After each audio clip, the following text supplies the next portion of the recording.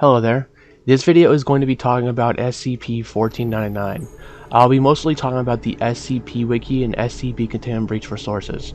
Not going to be including SCP Unity and Secret Laboratory because they aren't really good sources and they don't go into that much detail about it. I'll also go into the explorations as well, which is A through D. After talking about the explorations, I'll be talking into more detail that the Wiki and the SCP Containment Breach doesn't explain at all.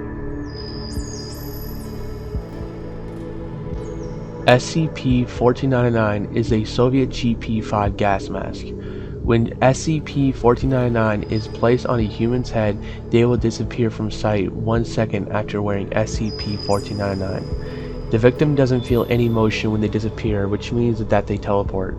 When the victim teleports, they are in a different place prior before putting SCP-1499 on. Also, the victim keeps everything that is on them. That includes clothes, everything in their pocket, etc. After teleporting to the new location, victims see tall black towers filling the area. They also see entities in this new landscape. These new entities are called SCP-1499-1. They have been described as tall nude humanoids with very pale black skin. SCP-1499-1 also have a thick coat of an unknown substance. They have numerous amounts of eyes and mouths over their body. After taking SCP-1499 off, they go back to the original location prior before putting SCP-1499 on. All test subjects must have a two-way radio at all times during exploration test. Exploration Log SCP-1499-A. The test subject known as D-67393 is a female Class D personnel who has been conducted for the first test. After wearing SCP-1499, she had been teleported to a building covered with an unknown black substance. Some researchers may have believed that this substance can be found on SCP-1499-1. After 15 seconds of being teleported to SCP-49's landscape, the subject heard sounds of movements and removed SCP-1499 in a shocked state and reappeared in the testing chamber prior before putting on SCP-1499. After this test, normal Class D personnel may be tested for SCP-1499 for the risk of losing the SCP. Trained agents are to be used instead of Class D. Exploration Log SCP-1499-B. The test subject known as Agent The agent has been teleported to the same room as D-67393 in Log A. He went down some flight of stairs without getting interfered by anything. He spent 2 minutes in the building exploring and he heard some noises from below. He hid behind some hollow black cubes and then spotted 2 instances of SCP-1499-1 and then observed them standing still and then took off SCP-1499.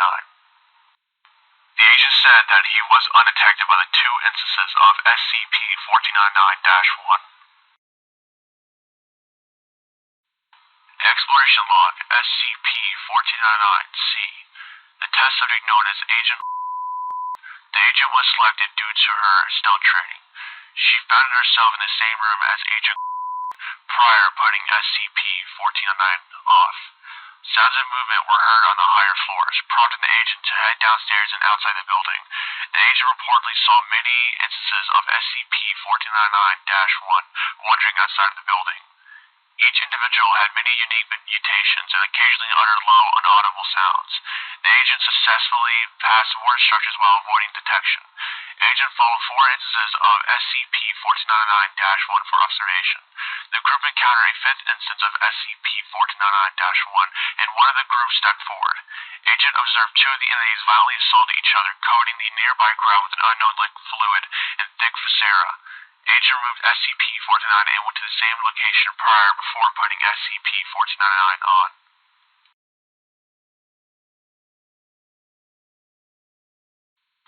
Exploration Log SCP-1499-D.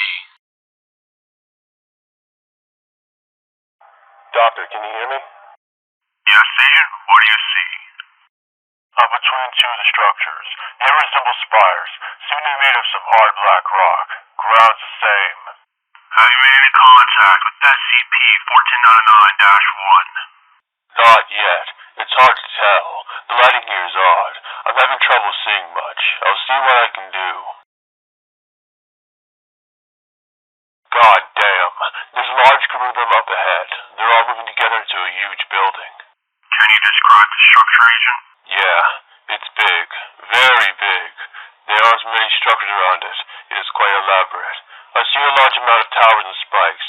It looks like there's some blood on it. Agent, can you get closer? There's some sort of bridge to it. I'm moving in. I'm at the side of the structure. There looks like there's some sort of door here, smaller than the big one in the front. I'm going through it now.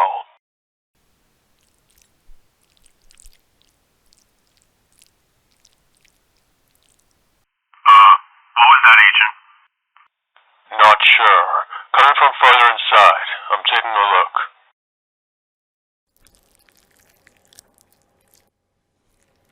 Agent? Agent, what do you see? Jesus, there's a lot of them in here. They're all in a giant group. Their mouths are all open, even the ones on their bodies. I think that sound is coming from them. Can you hear that? The sound is coming through, Agent. Try to get a better look. Okay, they're all facing in one direction. Let me see if I can take a look. They're all facing one of them standing on a platform. There are large amounts of bodies around them. They stop vocalizing all just looking at the one in front.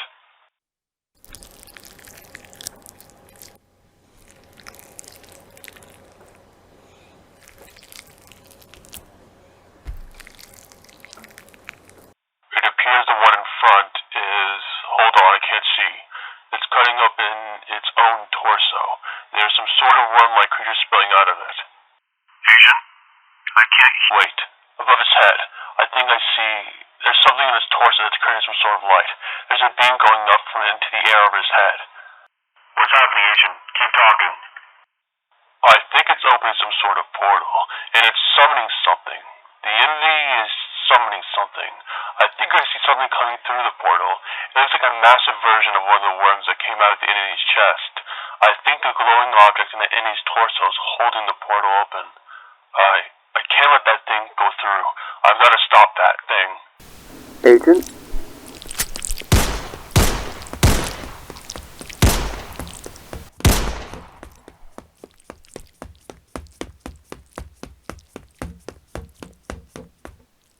I've almost got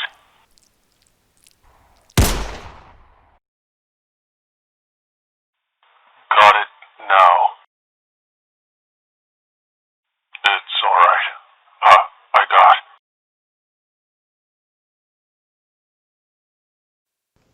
Those were all the SCP exploration logs. Some of you may be confused on the last exploration. There are many questions involving SCP-1499. First, let's go one question at a time. Is SCP-1499-1 passive or aggressive?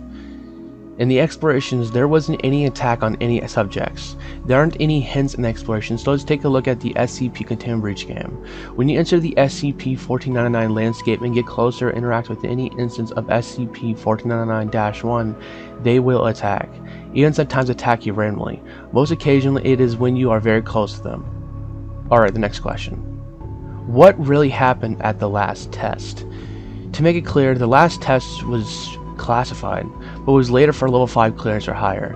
A wild guess, but a ritual was the reason why a portal appeared. SCP-1499-1 sliced themselves to cut out worms for a ritual sacrifice themselves to make a portal. Also, the agent fired at the SCP-1499-1 because of a huge worm creature coming through a portal. Next question. Is there any more information regarding SCP-1499? Well, yes there is. There is one more log regarding an effect on the subjects after SCP-1499 was used on that subject. Here is the last log.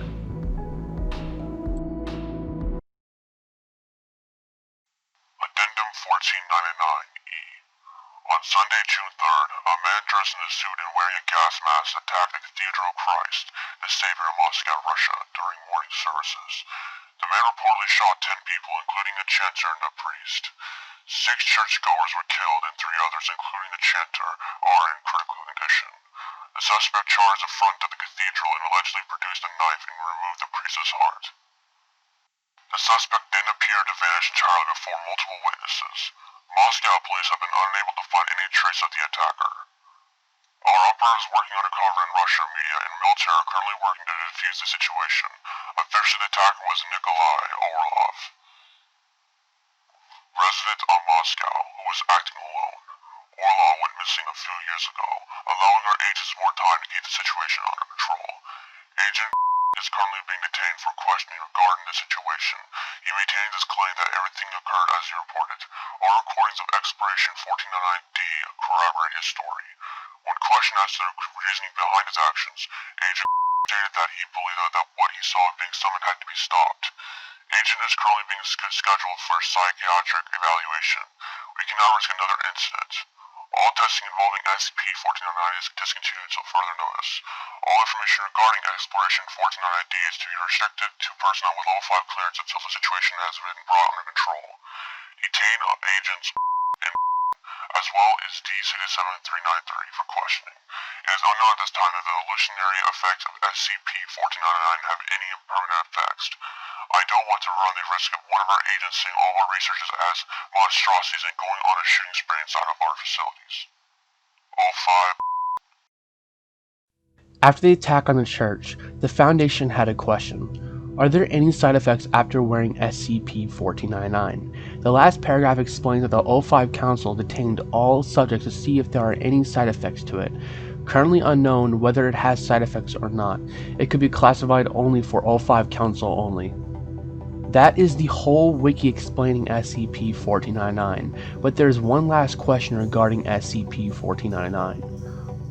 What happens if you put it in SCP-914? For the people who don't know, SCP-914 is a machine that upgrades or degrades an item. It can even be an organism, but the Foundation doesn't want any living being inside of it.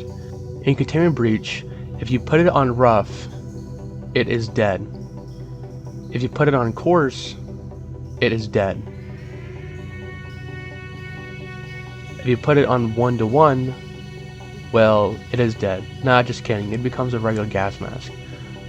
If you put it on fine, you have an infinite stamina in the landscape of SCP-1499.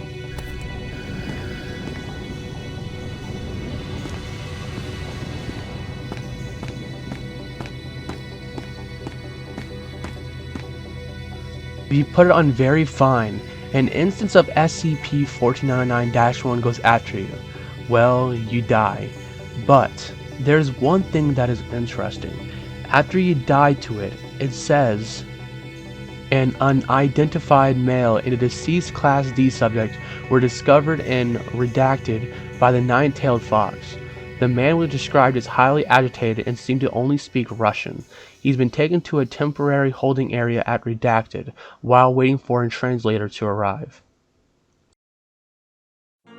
After all this information, now we know that SCP-1499-1 speaks Russian.